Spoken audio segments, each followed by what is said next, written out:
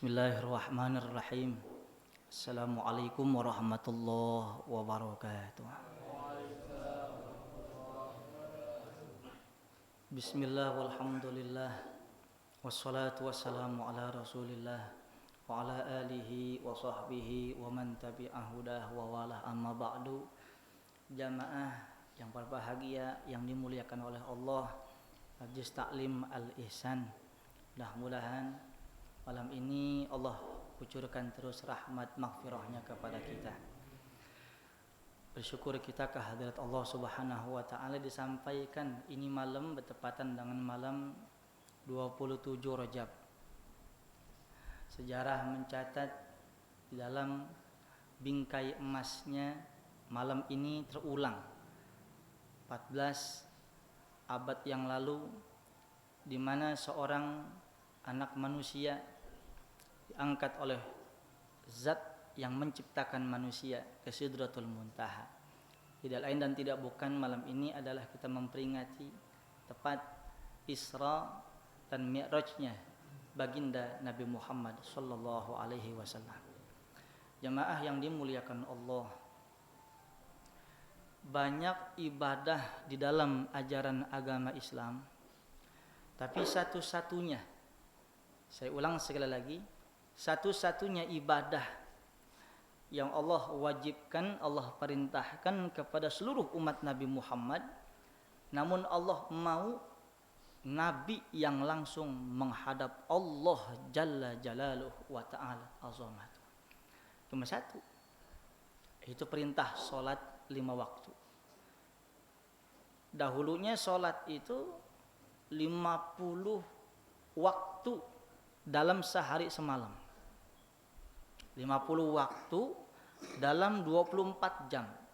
Artinya kalau 50 dibagi 24, kurang lebih sekitar setiap setengah jam. Andaikan Allah tidak memberikan diskon kepada kita menjadi 5 waktu, andaikan dulu Allah wajibkan 50 waktu sholat kepada kita umat Kanjeng Nabi, maka hampir setiap setengah jam kita sholat, hampir setengah jam kita wudhu, hampir setengah jam kita air.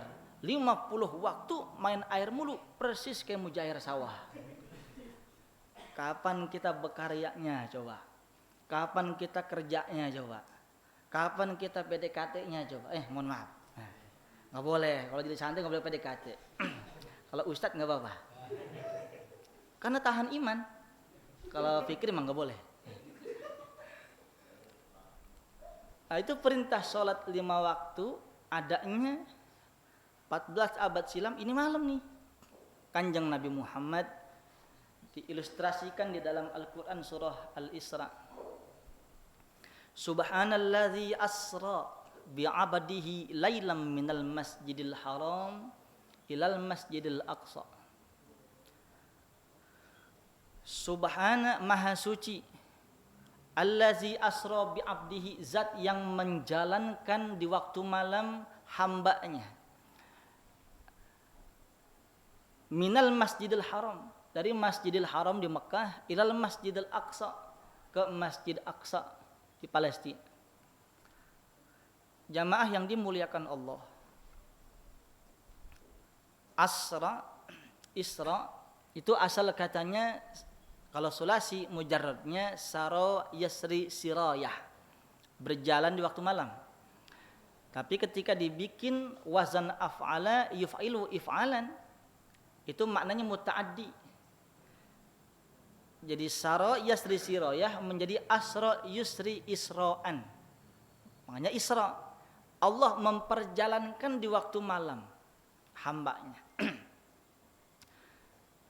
Jamaah yang dimuliakan Allah, pada satu ayat ini saja banyak hikmah yang bisa kita ambil, mudah-mudahan bisa menjadi pedoman hidup kita, bisa kita amalkan. Yang pertama, di dalam kaidah bahasa Arab ada yang disebut kalimatut ta'ajjub, kalimat ta'ajjub, kalimat untuk menyatakan sesuatu luar biasa, amazing. Bisa menggunakan af'alut ta'ajjub, wazannya af'il bi. Af'il bi. Af'il bi itu maknanya sangat luar biasa. Kalau kita kasih contoh, akrim bi Zaidin, bukannya fi'il amr, bukannya muliakan, tapi alangkah mulianya si Zaid. Itu udah satu ketentuan baku dari bahasa Arab, af'il bi Zaidin, alangkah. Kalau udah alangkah, amazing, luar biasa mulianya si Zaid. Ada yang kedua, wazan. Ini ente mau paham mau kagak, nganggut aja deh ya. Ya. Pelongo aja. Yang kedua, wazannya ma'af'ala. Sama kayak af'il bi, ma'af'ala, alangkah. Dalam Al-Quran contohnya, ma'asbaruhum 'alan nar. Alangkah sabarnya penghuni neraka. Itu dikasih gambaran sama Tuhan, alangkah sabarnya. Emang sabar banget, mau sabar mau kagak emang kudu masuk neraka. Apa sebabnya? Ketika dulu di dunia wafatnya su'ul khotimah, kebaikannya tidak bisa melampaui kebajikannya, maka masuk neraka. Dipukul, dipalu sehari-hari, barulah ia sadarkan diri. Hidup di dunia tiada berarti, akhirat di sana amatlah rugi. Hidup di dunia tiada berarti, akhirat di sana amatlah rugi. Jamaah, dapatkan kasetnya, buru-buru bakar. Ustadz kudu bisa nyanyi dong. Tapi beneran itu, bener. Dipukul, dipalu. Itu kan bahasa Al-Quran. Kullama nadijat juluduhum baddalnahum juludan ghairaha. Manakala tubuh seorang penghuni neraka hancur lebur, setiap relung tubuhnya hancur, dibikin baru lagi oleh Allah. Hancur, dibikin baru lagi. Hancur sehancur-hancurnya, dibikin baru lagi. Sampai kapan? Kata Allah, ma asbaruhum 'alan nar. Sabarnya itu penghuni neraka luar biasa. Kenapa? Wa inna yauman inda rabbika ka alfi sanatin mimma ta'udun. Satu hari di akhirat seperti 1000 tahun di dunia. Fulan, sampean divonis karo Gusti Allah sehari, alhamdulillah. Itu orang goblok. Kenapa? Satu hari dia bilang alhamdulillah, padahal 1000 tahun gijik.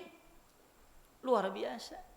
Mumpung masih ada waktu, mumpung ruh masih dikandung raga, tidak ada kata terlambat. Engkang penting ada nggak itikat baik ke depan lebih baik, begitu.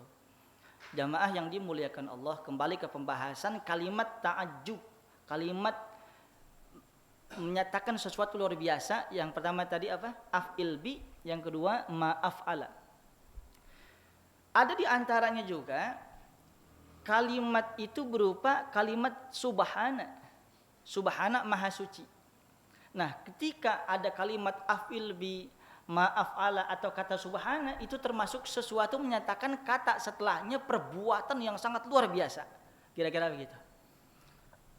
Subhanallazi asra bi 'abdihi lailan minal masjidil haram ilal masjidil aqsa. Maha suci Allah. Itu pertanda kalimat setelah subhana pakai iman, jangan pakai logika. Kenapa? Sesuatu yang amazing, yang luar biasa ditampilkan oleh Allah.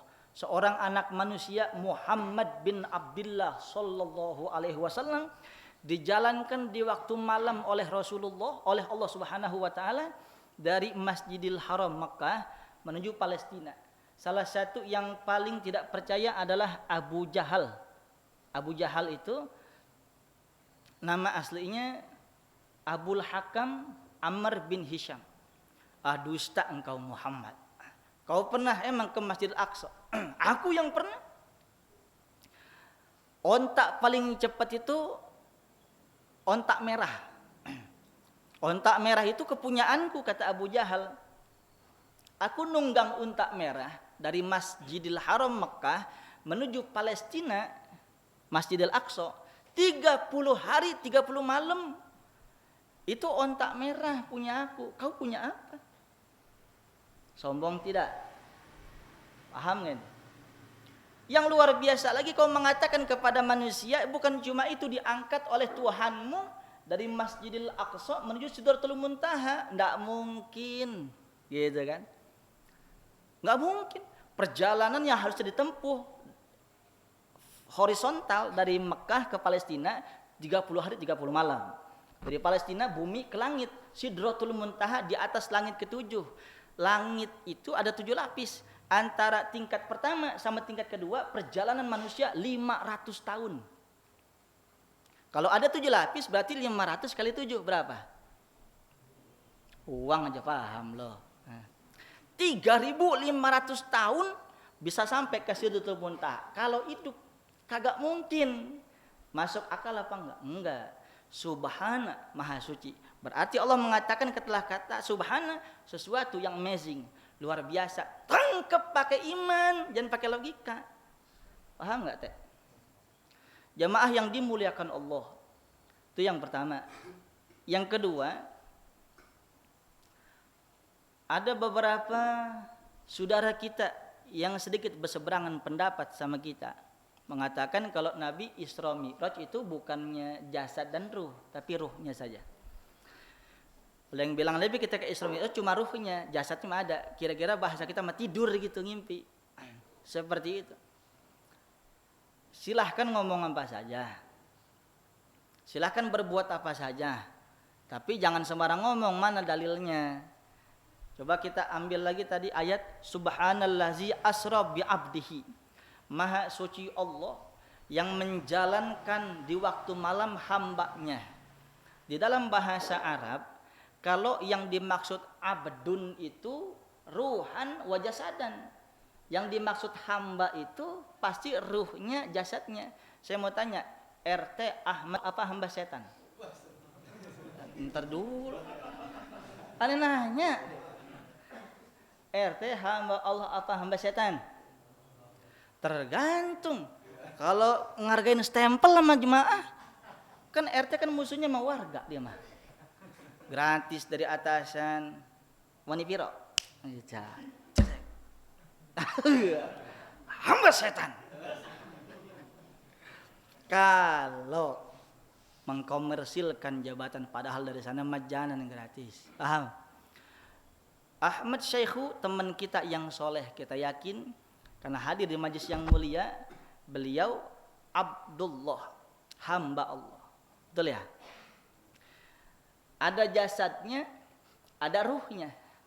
Kagak mungkin dikatakan seorang hamba cuma ruhnya doang.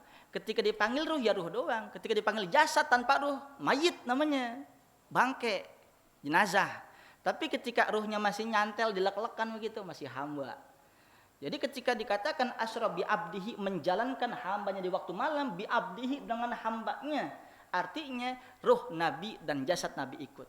Kok bisa jarak tempuh secepat kilat langsung 3.500 tahun jarak tempuh manusia, kok bisa kurang lebih seperempat malam bisa tembus ke Sidratul Muntaha?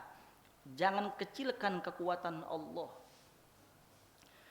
Nabi satu-satunya sejarah mencatat terlahir dari seorang ibunda yang suci, yang tidak pernah berzina, bersentuhan dengan kulit yang bukan mahramnya pun nggak pernah.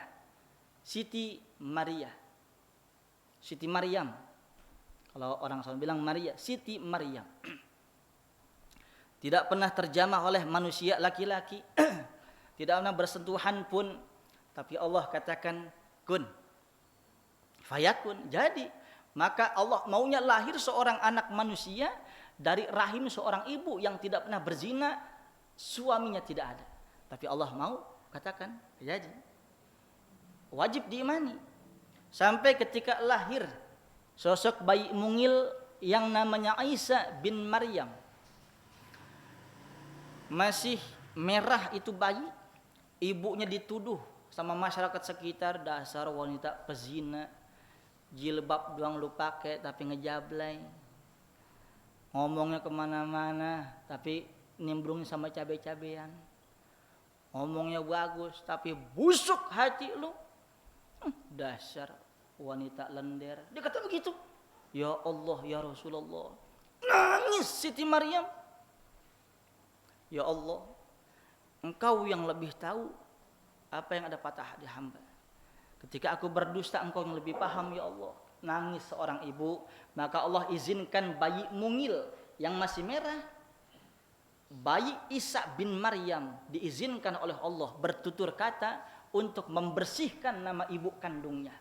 Hai manusia, inni abdullah, aku adalah hamba Allah. Ataniyal kitab wa ja'alani nabiyya. Akan datang kitab kepadaku Injil, dan Allah akan menjadikan aku seorang nabi dan rasul. Ini seorang bayi mungil masih merah, tapi diperkenankan oleh Allah untuk mensucikan nama ibunya, bukan pezina, bukan wanita nakal. Bayi bisa ngomong, menuntut kebersihan untuk ibu kandungnya. Luar biasa. Bisa.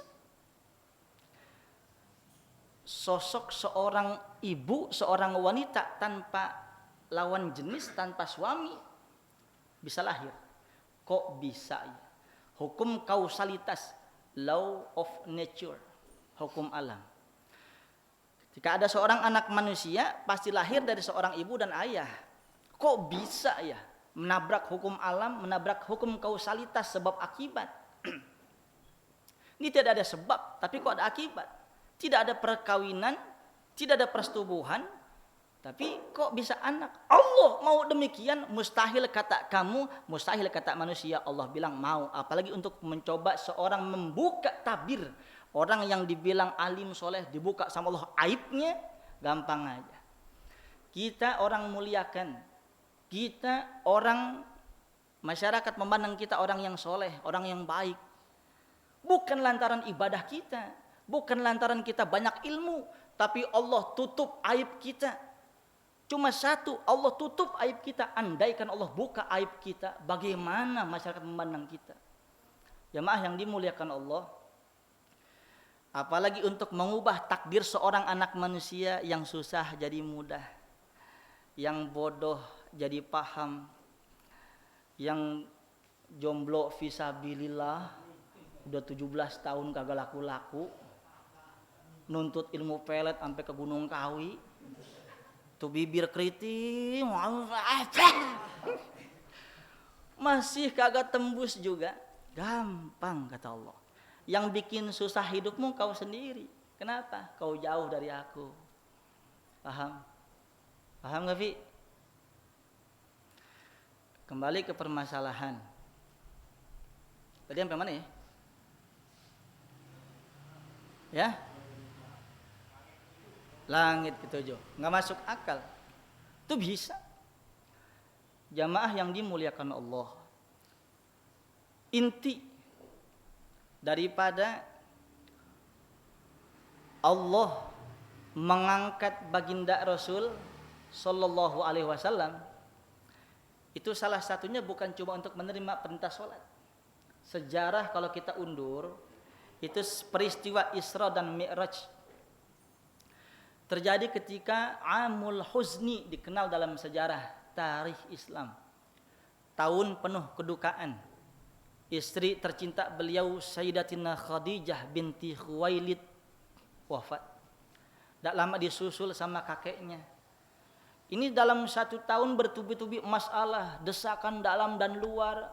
Orang-orang yang mendukung, orang-orang yang setia kepada beliau wafat. Maka beliau wajar sebagai seorang manusia biasa sedih. Maka diangkat salah satunya sebagai hiburan Rasulullah Sallallahu Alaihi Wasallam. Ini juga dalil Bang Saiful. Kalau di rumah tangga, kalau kita menjadi pemimpin rumah tangga, jangan kebangetan teka, jangan kebangetan saklek, jangan kebangetan pelit. Kalau ada waktunya luang, ada rezeki berlebih, ajak anak istri tamasya. Ah Ustaz, saya sering banget ajak istri tamasya, paling banter pasar malam lu mah. Mohon maaf, manusia itu kan punya sifat ingin bahagia, ingin cari sesuatu yang baru. Berkah rezeki ente Bang Haji, berkah. Hati ente luasin. hati luasin, banyak legowo, banyak maafin orang, ikhlasin, berkah, nggak usah pakai macam-macam doa, apalagi ditambah doa, insya Allah. Ini jamaah yang dimuliakan Allah. Yang kedua, kalau kita urut asbabul wurudnya, kenapa ada peristiwa Isra dan Mi'raj? Ada satu hadis, ternyata dulu pernah makhluk Allah yang namanya bumi dibikin 7 lapis, dibikin langit 7 lapis. Ternyata bumi sombong sama langit. Bumi pernah sombong, angkuh, congkak sama langit. Langit lagi bengong, kagak ngapa-ngapa, ditantang sama bumi. Bang, tunggu bang. Kata si bumi, lu lihat, gunung-gunung gua punya, sungai, laut, samudra, termasuk empang di bumi. Tumbuh-tumbuhan hijau nan ranau tinggi-tinggi, termasuk gedung menjulang tinggi pencakar langit, bumi. Ente punya apa? Kata siapa tuh? Kata langit, nanaunan ya teh. Oh lagi bengong-bengong, diajak ribut, iseng aja. Oh begitu caranya. Kalau ente banggain ente punya gunung, ente punya hutan, ente punya sungai, danau, bahtera, samudra, lihat matahari adanya di mana? Langit. Bulan adanya di mana? Langit. Bintang adanya di mana? Langit. Punya kagak ente? Iya. Jurus kedua, kata bumi, tuh umat Islam belum sah kalau belum tawaf di Ka'bah. Yang bikin Nabi, bapaknya para Nabi, Ibrahim dan anak tercinta Ismail alaihi wassalam. Ka'bah. Seluruh manusia umat Islam tawaf. Setiap detiknya tidak akan lepas daripada tawaf dan ibadah umat Islam. Ente punya apa coba? Emang punya Ka'bah di sana, siapa yang bangun? Tukang belum ada. Tuh. Sombong apa enggak? Sombong apa enggak? Kata langit, buka mata lu terang-terang. Emang lu doang yang punya Ka'bah? Nih gua ujuk. Dikasih lihat sama langit, ada yang disebut Baitul Izzah, rumah kemuliaan.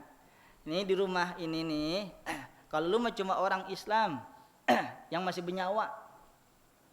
Baitul Izzah tuh di langit, yang tawaf bukan manusia, jin yang beriman, wali Allah, orang-orang yang soleh, bahkan arwah para nabi dan rasul setiap detiknya bertawaf di Baitul Izzah.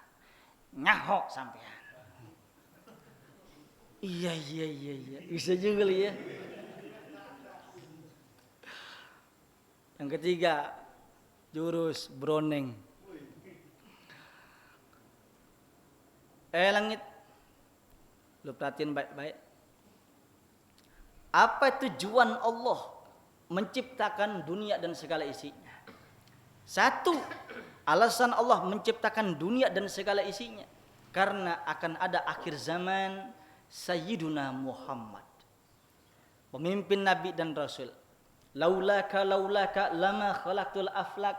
Ya Muhammad, kata Allah dalam hadis kursinya, seandainya tidak ada dirimu ya Muhammad, seandainya tidak ada dirimu ya Muhammad, niscaya aku tidak akan menciptakan langit dan bumi dan seluruh fata morgana dunia dan segala isinya. Gak bisa buat apa-apa. Maka bakatis samawat, nangis langit. Sambil nangis, sambil mohon sama Allah. Ya Allah, bukankah at-takabburu ridauka? Bukankah sombong selendangmu ya Allah?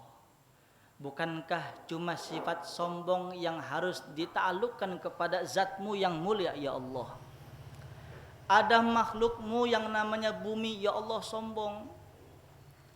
Bukankah engkau tidak suka terhadap orang-orang yang sombong dan congkak? Ya Allah, angkat baginda Rasul sallallahu alaihi wasallam ke langit ya Allah. Biar kata sedetik angkat ya Allah. Allah dengar karena dizolimi. Karena yang menzolimi orang sombong. Orang kalau sombong dikecilin. Orang kalau tawadu rendah hati diangkat derajatnya. Maka kata Nabi, man tawadhu'a lillah rafa'ahullah. Siapa yang tawadu rendah hati, Allah angkat derajatnya. Tawadhu rendah hati. Ente tahunan ngaji di sini, ane lihat muka-muka ente tawadhu, alhamdulillah. Tahu warna duit. Tapi mudah-mudahan hatinya tawadhu juga. Gak boleh sombong. Ngapain sombong? Ente sombong karena apa? Ente jadi ustad, ente jadi kiai, ente jadi ulama, pejabat pemerintah, uang ente banyak, ente mati syaihu, yang nginjek-nginjek pala ente bukan presiden, tukang gali kubur. Emang mau sombong apa? Ini jamaah yang dimuliakan Allah. Sehingga peristiwa Isra Mi'raj diangkat Nabi. Satu sisi menghibur Nabi Muhammad karena kerabat beliau, istri tercinta baru saja wafat. Yang kedua, untuk menunjukkan pelajaran kepada si bumi karena sombong, Nabi Muhammad diangkat oleh Allah. Yang ketiga, dan ini yang lebih utama, untuk menerima perintah sholat 5 waktu. Jamaah yang dimuliakan Allah, kita banyak sedekah kepada manusia ketika kita hidup. Kita banyak berguru kepada ulama. Kita memiliki sense of crisis tinggi kepada masyarakat. Kita punya banyak kebajikan di mata masyarakat. Wallah, tidak ditanya sama Tuhan. Yang ditanya pertama kali, awwaluma yuhasabu bihil abdu yaumal qiyamah as-shalah. Perkara pertama ibadah yang ditanya oleh Allah Jalla Jalaluhu wa ta'ala azamatu, salatmu bagaimana? Apabila salatnya baik, maka semuanya baik. Apabila salatnya buruk, maka ibadah yang ini buruk. Apa sebabnya? Salat wajib, sedekah sunnah. Apabila salatmu bolong-bolong, maka kau akan sekamat dengan sundal bolong. Apalagi ketika kau sholat cuma kalau susah doang. Kau bertuhan kepada Allah ketika kau susah doang. RT juga kalau ada warga lempangan susah doang, enak dia. Lempangan dia susah, deketin RT, ngempet mulu. Apalagi Tuhan kita. Di Jakarta ngontrak sepetak paling banter gope 500.000. Kencing bayar 2.000, kentut doang gratis masih. Ini nyawa kita dikasih gratis sama Allah. Nafas kita masih berhembus, jantung kita masih berdetak, memompa seluruh peredaran darah ke seluruh anatomi tubuh manusia. Dikasih istri yang solehah, dikasih anak yang cakep, yang ganteng, semua perkakas rumah tangga tersedia, kebutuhan rumah tangga semuanya Allah penuhi. Salat aja nggak mau. Afala ta'qilun, di mana pikiran kalian? Allah cuma butuh salat. Satu dunia tidak ada yang sholat kepada Allah, tidak akan mengurangi keagungan Allah wa ta'ala azamatuh. Tapi kita sebagai seorang manusia yang memiliki hati nurani, semuanya itu butuh take and give. Sholat itu pun karena Allah sayang sama kita. Oleh sebab itu, sholat itu salah satu. Kalau Nabi Muhammad sallallahu alaihi wasallam diangkat jasad dan ruh beliau yang mulia dari Masjidil Haram, Masjidil Aqsa, langsung vertikal, langsung ke Sidratul Muntaha, jasad dan ruhnya. Kita tidak seperti Nabi Muhammad. Tapi kata Rasulullah, kalian mau mi'raj, kalian mau diangkat derajatnya oleh Allah, jangan pakai cari ilmu terbang sama dukun.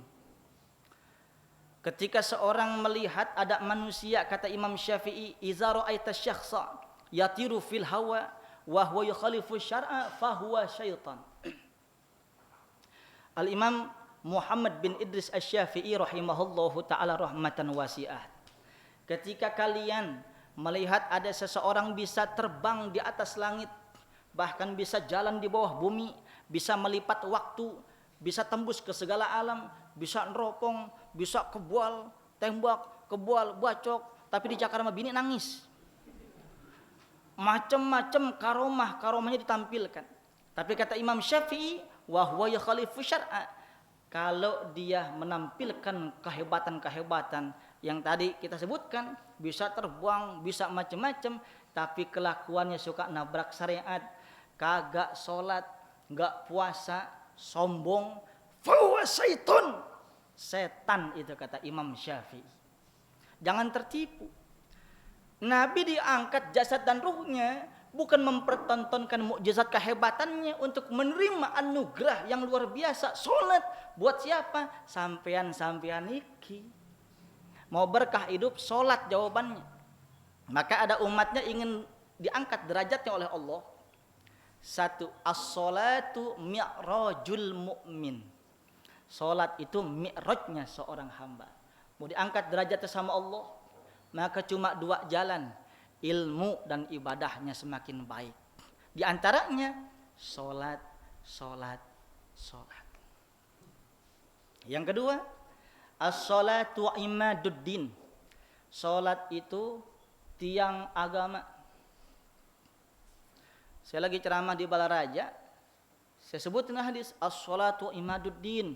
Hadir Ustaz. Apaan? Aneh Imaduddin, bukan lu.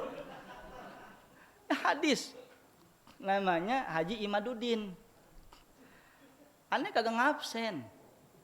Nabi yang bilang sholat itu tiang agama. Nanti tahu tiang nggak Bang Eko? Tahu tiang? Mana tiang? Setiap penjuru masjid, penjuru bangunan itu tiang. Bangunan kagak ada tiangnya, menopang yang ada di atasnya. Nggak lama, cuma jadi bom waktu, cepat lambat ambruk. Apa sebabnya? Kagak ada tiangnya. Ada satu bangunan, di atasnya ditaruh kebutuhan dunia dan akhirat seorang manusia. Di atasnya itu ada pengen rezeki yang banyak, ada pengen istri yang solehah, ada pengen hidup rumah tangganya adem ayem gemah ripah loh jinawi. Ada yang pengen anak-anaknya banyak berkah pinter semuanya. Ada yang pengen macam-macam itu. Itu kebutuhan banyak. Satu bangunan untuk nampung menahan kebutuhan dunia akhirat seorang anak manusia, tapi tiangnya kagak ada. Maka akan ambles. Begitupun sholat, tiang agama. 5, subuh, zuhur, asar, maghrib, isya. Nih, 5 tiang pencakar langit, paku buminya seorang anak manusia muslim. 5. Di atas 5 pondasi tersebut kita minta kebutuhan yang baik-baik sama Tuhan, rezeki yang lancar, kebutuhan terpenuhi. Tapi kalau tiangnya cuma maghrib doang gitu, sholat maghrib doang, sama Jumat itu pun sebulan sekali kalau lagi ngeh. Tambah satu lagi, Idul Fitri paling depan, sholat subuhnya kagak. Orang sono ada nih, asli dari sini pindahan. Nih, ente perhatiin ini. Ini tiang 5 Bang Madas, Bang. Bengong, paham ya? Tiang ada 5. Di atas tiang itu kebutuhan kuat tiang. Ternyata tiangnya cuma 1. Kok cuma 1 tiangnya? Maghrib doang di sholat. Berarti kan tiangnya 1. Ontel. Ini yang masalah kerjaan begini, yang bini bawel, yang anak kebangatan bader. Tahu bader enggak? Tahu bader? Biangnya bangor. Yang tunggakan uang listrik 3 bulan belum dibayar. Yang ini tagihan telepon, yang motor mau ditarik leasing, genteng bocor, banjir. Mana orang peninggaran semua itu mah. Cuma 1 tiangnya nggak kuat, ambles. Oleh sebab itu banyak orang stres, bahkan gila. Apa sebabnya? Tiangnya kurang, agamanya kurang. Wa man a'rada an zikri fa innalahu ma'isyatan donka.